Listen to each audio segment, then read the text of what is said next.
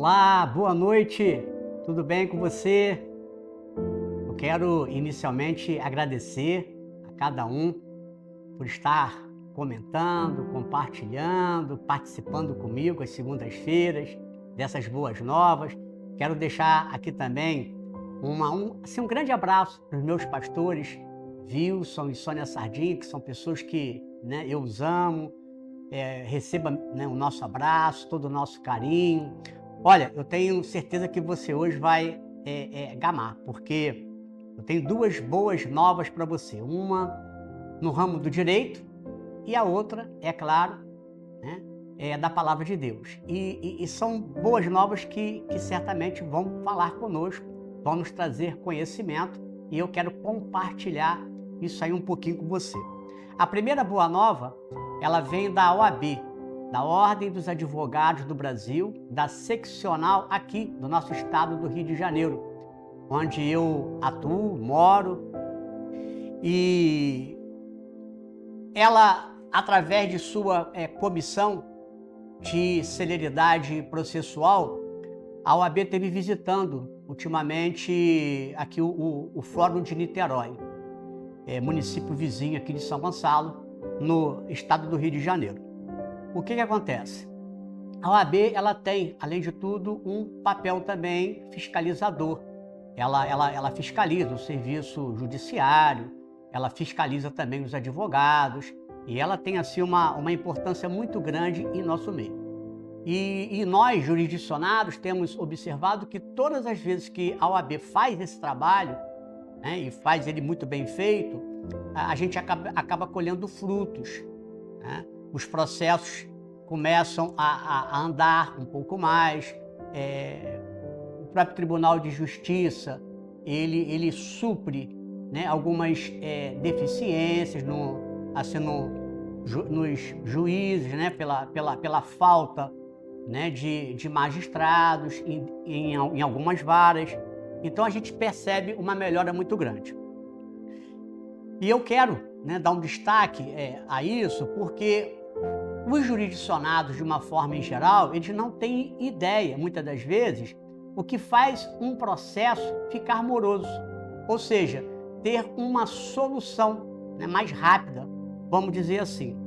Então, são inúmeras coisas que acontecem e que tornam o processo muito moroso. Então, eu vou dar aqui alguns exemplos, mas é claro, sem jamais querer esgotar o assunto.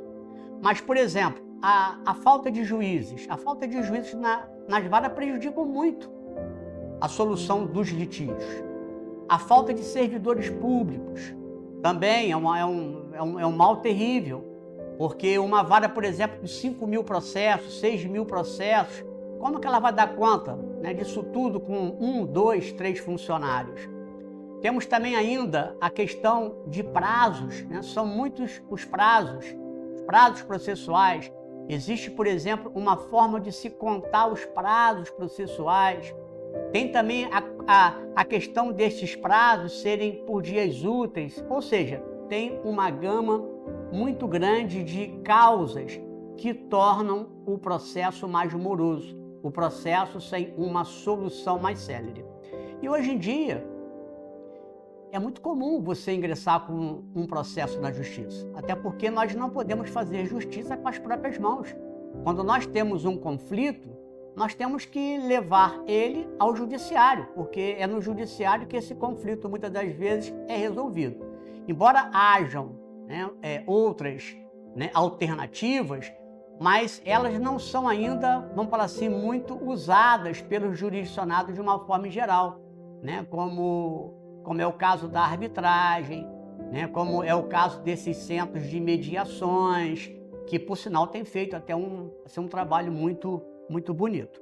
Então, eu quero hoje aproveitar essa boa nova, essa vinda da OAB nos fóruns, e justamente fazendo esse trabalho, para deixar aqui para você, com destaque, é claro, para uma dessas causas, que faz com que os processos se tornem muito morosos. Para quê? Para que você tenha conhecimento disso. Para você que, por exemplo, já tem um processo na justiça ou né, se precisar ter que ingressar com o processo, você ter conhecimento de como as coisas acontecem. Bom, então além destas causas, qual é a questão hoje, né? Você sabe que o processo, ele é um procedimento, né? E ele tem o seu regramento, ou seja, ele tem todo um sistema ali que confere às partes igualdade de direito para se defender. Então você tem, você tem alguns personagens, você tem o autor, você tem o réu, você tem o Ministério Público, você tem a Defensoria Pública, você tem os juízes, você tem os experts, que são os peritos, né, as pessoas que funcionam auxiliando os juízes, tem os advogados, e essa galera toda ali dentro do processo, ela tem que ser intimada, ela tem que ser intimada para praticar os atos processuais. E aí tem uma questão que eu quero dar, né, para você um destaque, e que no meu modo de ver tem tornado os processos muito morosos. O que está acontecendo?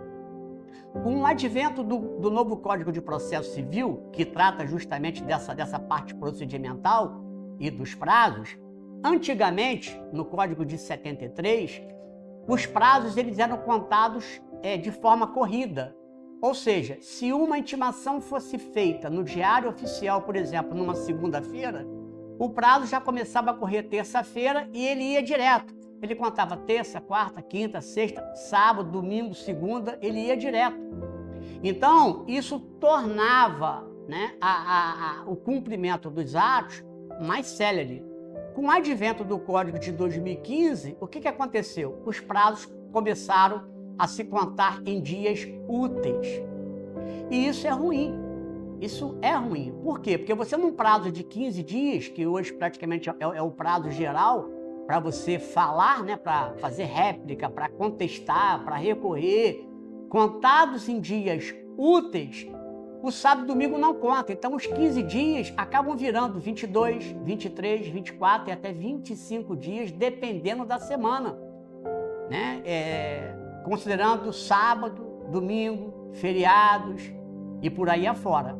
Então os prazos acabaram ficando assim muito elásticos.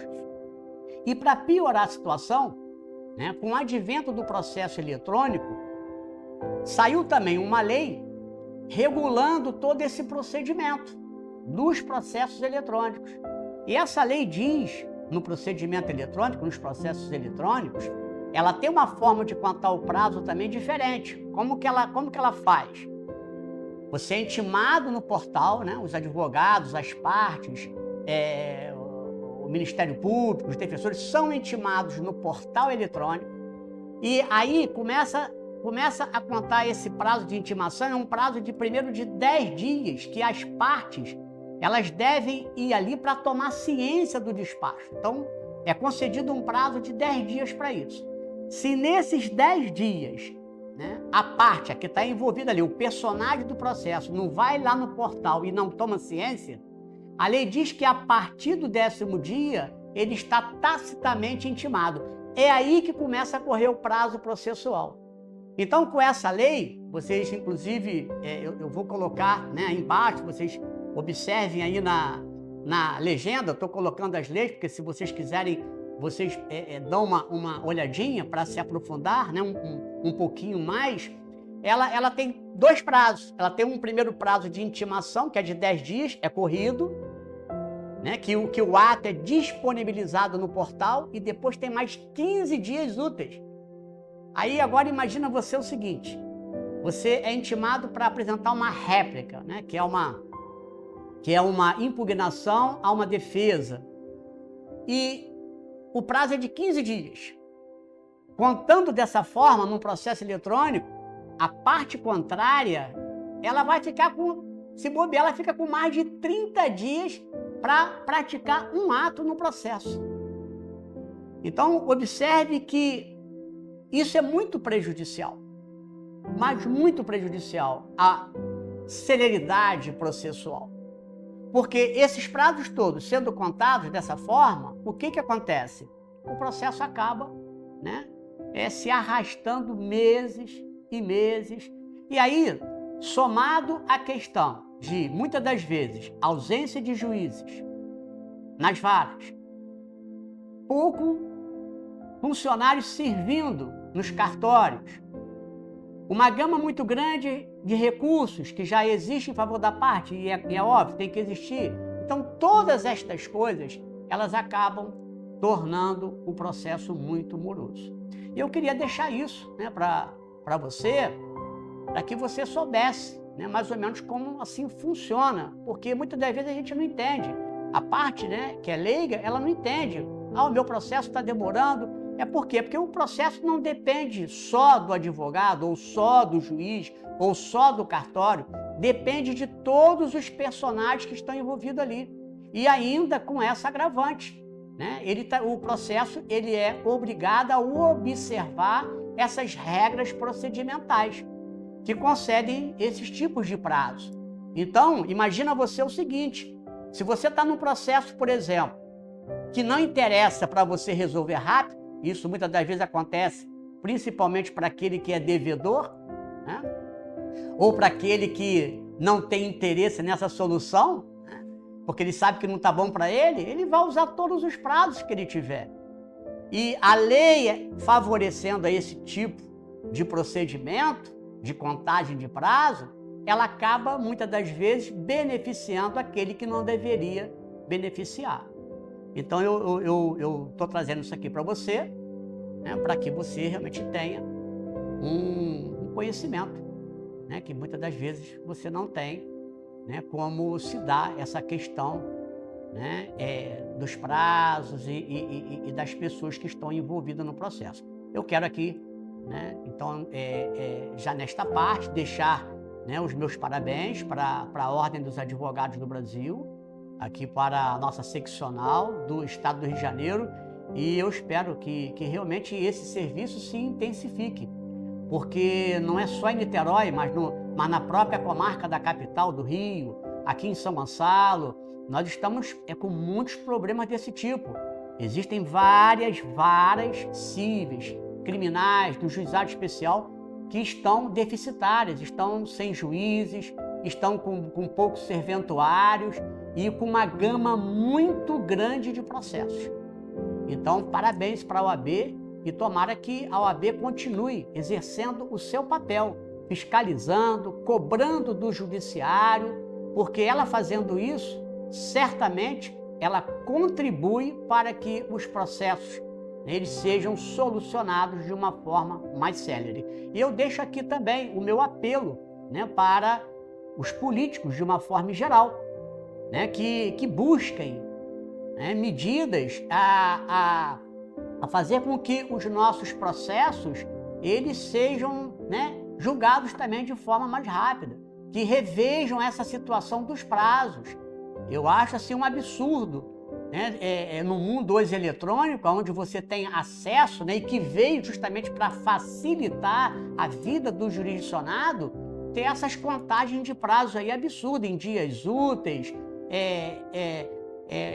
intimações de uma hora pelo portal, outra hora pelo Diário da Justiça Eletrônica, de tal maneira que tem prejudicado muito ao jurisdicionado de uma forma em geral, né? E isso, inclusive, ajuda a abarrotar, né, o Poder Judiciário.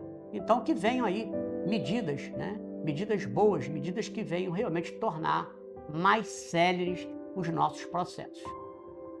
Ok? Essa é a primeira boa nova. Então, parabéns aí para a OAB. E não quero ficar só nessa primeira, né? Eu tenho também uma boa nova para você, da Palavra de Deus.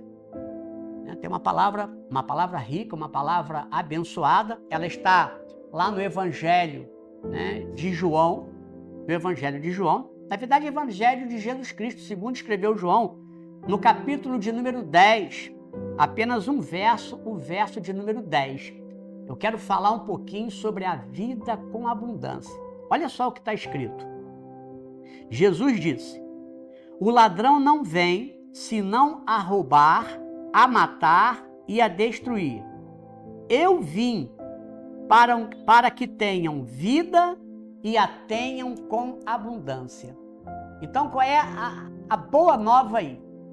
É que Jesus, além de ser o que é, além de ter vindo de forma miraculosa, sobrenatural, ele mesmo disse que ele veio para nos dar vida e vida com abundância.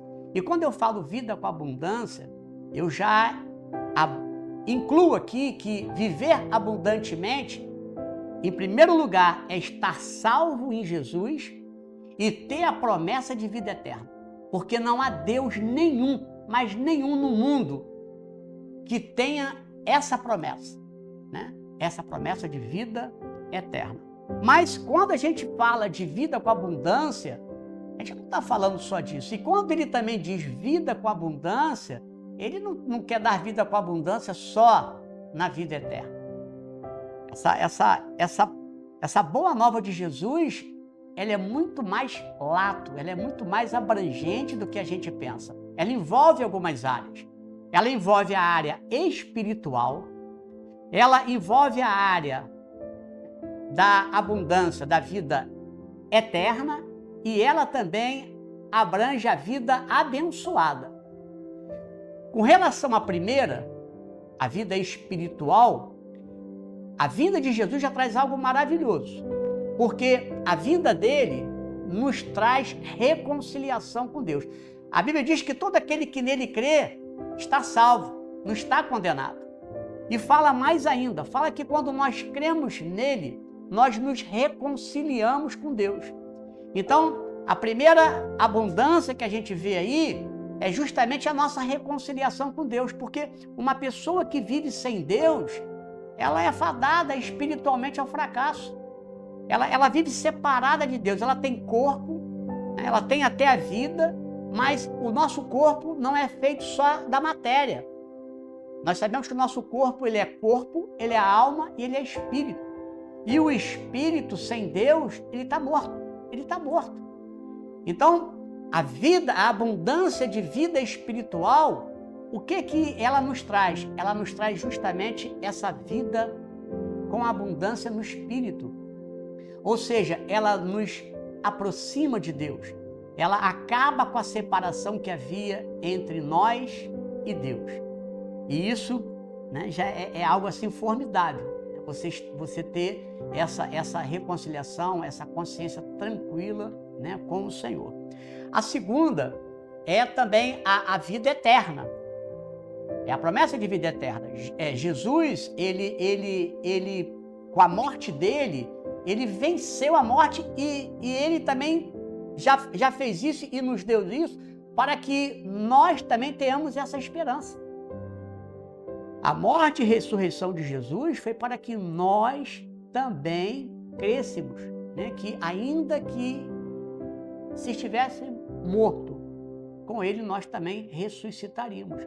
Então, a vida eterna é essa promessa. Nós, assim como ele venceu a morte, nós também venceremos a morte. A morte que sempre foi algo, né, na nossa mente, no nosso coração, algo terrível, como o fim das coisas, mas na Bíblia nós vamos aprender que, na verdade, a morte é o começo das coisas. Está escrito lá em Hebreus que depois da morte segue-se o juízo de Deus. Então, quem se reconcilia com o Senhor, quem ganha uma vida nova espiritualmente, porque é o que acontece, você ganha uma vida nova, você recebe o Espírito Santo de Deus, você passa a ser templo do Espírito Santo de Deus, e a vida nova, ela traz bênçãos. Ela traz bênçãos espirituais, elas trazem para a gente essa promessa de vida eterna, porque Jesus disse que aquele que nele crê, ainda que esteja morto, viverá. E isso é abundância, é muita abundância. Imagina viver eternamente ao lado dele, desfrutando de todas as bênçãos espirituais, de todas as bênçãos celestiais. Então isso é algo formidável. Mas além dessas, tem também a vida abençoada já a partir de agora. Porque quando nós aceitamos Jesus, quando nós recebemos Jesus no nosso coração e cremos que ele é o Filho de Deus, cremos que ele é o Salvador, isso gera para a gente também muitos benefícios, muitas bênçãos, mas já agora, antes mesmo da morte, antes mesmo da vida eterna. Porque nós ainda somos carne, nós habitamos neste mundo. E aqui nós fazemos tudo que nós temos que fazer. Nós constituímos família, nós trabalhamos, adquirimos bens. Só que com essa vida nova, a presença de Jesus, a presença do Espírito Santo de Deus no nosso interior, nos trazem muito conforto, nos trazem muitas coisas boas. Eu posso destacar para você a alegria, a paz, a união, a esperança. São frutos que são gerados pelo Espírito Santo dentro da gente nessa vida. E por que isso? Nós sabemos que ter uma vida tão somente e materialmente abençoada não quer dizer nada. Eu conheço muitas pessoas, e você deve conhecer também, que têm bens, têm uma vida material muito boa, financeira muito boa, têm família, e são pessoas que não são felizes, são pessoas que têm problemas. Se tão somente o dinheiro fosse a solução, os ricos não teriam problema nenhum. As pessoas que têm emprego, família, casa, não teriam problema nenhum. E a gente sabe que isso, né, na verdade, não acontece. Nós sabemos que, espiritualmente, quando nós não temos Deus, né, nós somos vazios. Está faltando alguma coisa no nosso corpo. Por isso que Jesus disse, né, nem só de pão viverá o homem, mas de toda a palavra que sair da boca de Deus. Porque o pão nosso de cada dia, né, o alimento que nós comemos, materialmente falando, ele alimenta o nosso corpo, para manter o nosso corpo de pé. E nós temos que nos alimentar mesmo, e nos alimentar com qualidade, nos alimentarmos bem, porque senão a gente adoece. Mas uma pessoa também que não se alimenta da palavra de Deus, uma pessoa que não tem o Espírito Santo de Deus, ela morre, ela fica enferma, ela não tem vida com abundância. Foi por isso que Jesus disse, eu vim para que vocês tenham vida e a tenham com abundância. Quer ter vida com abundância? Quer ter paz? Quer ter esperança? Quer ter união, reconciliação? Traz Jesus para a sua vida. Aceite o Senhor, né, como o Messias, como o Filho de Deus, como o Salvador, porque eu tenho certeza que a hora que eu e você fizermos isso, né, certamente nós teremos uma vida abençoada também e desde já aqui na face da terra. Ok? Que o Espírito Santo de Deus também possa falar melhor ao seu coração. Espero que você, né, tenha gostado tanto da boa nova, né, da primeira notícia no mundo do direito, com relação às explicações que eu dei, né, do que tornam, né, das causas que tornam morosas, né, todo o procedimento, né, judicial nos processos, e a boa nova também da palavra de Deus, trazida agora para você, né, uma palavra que foi, né, falada pelo próprio Senhor Jesus, conforme nós colocamos. E se você gostou, continue compartilhando, né, se inscreva aí no meu canal, comente, acione aí o sininho, ok? Para você receber, né, as mensagens. E eu agradeço por você ficar comigo até agora. Uma boa noite para você, tudo de bom.